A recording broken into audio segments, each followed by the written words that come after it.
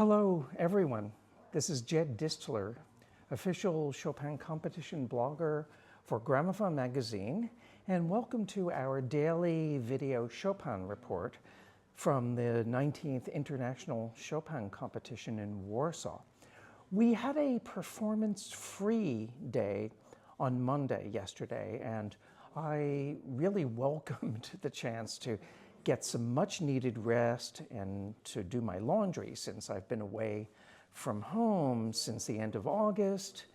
I've been playing concerts and teaching in London and in Finland just before I arrived in Warsaw for the competition. The Chopin Institute in Warsaw is an extraordinary organization who has brought out countless recordings of Chopin's music on both modern and period instruments, and they've released dozens of titles that are culled from live archival recordings made during past Chopin competitions. But there's a special release that I would like to talk about, and we have a deluxe vinyl edition of it, which I'm going to show you right now. You see it. This is Arthur Rubinstein's last concert in Poland, May 30th, 1975. And this came out on CD, but this is a limited edition deluxe heavyweight vinyl pressing, and it comes with a 16-page booklet, beautifully annotated. This is really quite a collector's item, and it's really quite marvelous. And I'll give you some background about it. Now, even though this isn't technically associated with the competition, Arthur Rubinstein is completely linked with the music of Chopin. He was the Chopin interpreter of his generation. He was the go-to Chopin player. And of course, whenever he came back to Poland after the Second World War, when he started to play concerts here again, they weren't just concerts, these were national events. Anyway, on May 30th, 1975, Arthur Rubinstein played his last concert in Poland, which was an occasion commemorating the Lodz Philharmonic's 60th anniversary. And the concert contained two works, the Chopin Concerto No. 2 in F minor and Beethoven's Emperor Concerto. And as I said before, the program was first released on a double compact disc set, and you just saw this gorgeous deluxe vinyl edition. It's quite the collector's item. And Rubinstein was 88 years old at the time of these concerts, and it's impressive enough in itself that a pianist of that age could summon up the stamina to get through two demanding concertos in a single evening. But it's even more impressive that at age 88, Rubinstein was still really close to the top of his best form. And look, there are tiny finger slips here and there, but they're totally inconsequential in light of Rubinstein's gorgeous tone and his ample projection and the natural flow of his rubato and just the sheer presence and force of his personality that were his trademarks. In fact, I really think that this live Chopin F minor concerto performance sings out more freely and more poetically than in any of Rubinstein's 4 commercial studio recordings of the work.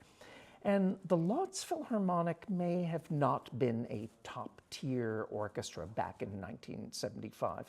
They are a little raw-toned, and occasionally they slip out of alignment. But the conductor, Heinrich Schiss, I don't know if I'm pronouncing his name right, CzYz.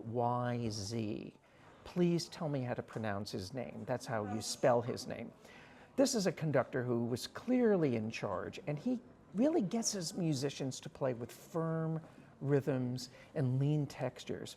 And one little interesting bit of trivia for those who know Rubinstein's other recordings, got my cheat sheet here.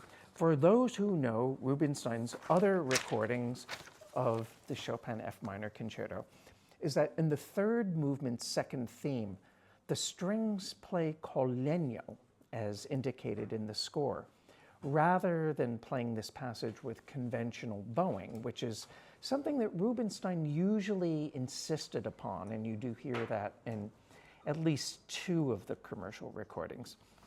Also, the Beethoven Emperor Concerto is quite wonderful. The outer movements, I think, are much more robust and have more fire in the belly when you compare them to the studio recordings that Rubinstein made with Daniel Barenboim conducting, which also date from 1975.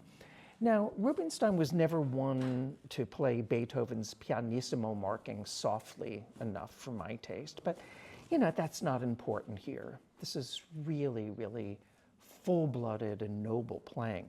And for an encore, Rubinstein serves up his famous Chopin A-flat Polonaise, which he usually played as an encore. And yes, he does pound out that trio section and pounds out those repeating octave patterns, so that you can hear them all the way to Antarctica. But, there's such nobility and lyricism and big-heartedness and presence and charisma that you can't help but get swept up in Rubinstein's energy and his sincerity and his generosity. So this is a great gift for your vinyl-loving piano maven friends, Rubinstein's last concert in Poland. And we also have recently released this 2 vinyl LP set with annotations and all kinds of wonderful bells and whistles. These are archival recordings with Maurizio Pollini, who was the winner of the 1960 Chopin competition. And these are recordings from the competition. We have the impromptu in G-flat major, the nocturne in C minor, opus 48, number 1. We have some preludes, there's some mazurkas, there's the F-sharp minor Polonaise, and there's also the E minor piano concerto, concerto number 1. And these are live, unedited performances, and you can really hear why Pollini got the first prize, because his style of playing was something that in retrospect seemed really brand new. It's very streamlined in some ways. It doesn't have the expansiveness and the sentimentality that you heard from a lot of quote-unquote traditional Chopin players. But this 18-year-old pianist was on impeccable technical form, and Arthur Rubinstein was on the jury of this competition, and he was quoted as saying, "This young man, Pollini, plays better than all of us on the jury." Well, maybe you can take that with a grain of salt, but this is a really significant document, and it represents Pollini at the very beginning of what would become a very important and influential career. This is Jed Distler, and this has been the Chopin Report. And I look forward to being with you tomorrow when I give a recap of the first day's events at Stage 3, the semifinals of the 19th International Chopin Competition. So until tomorrow, take good care, stay well, and please be kind.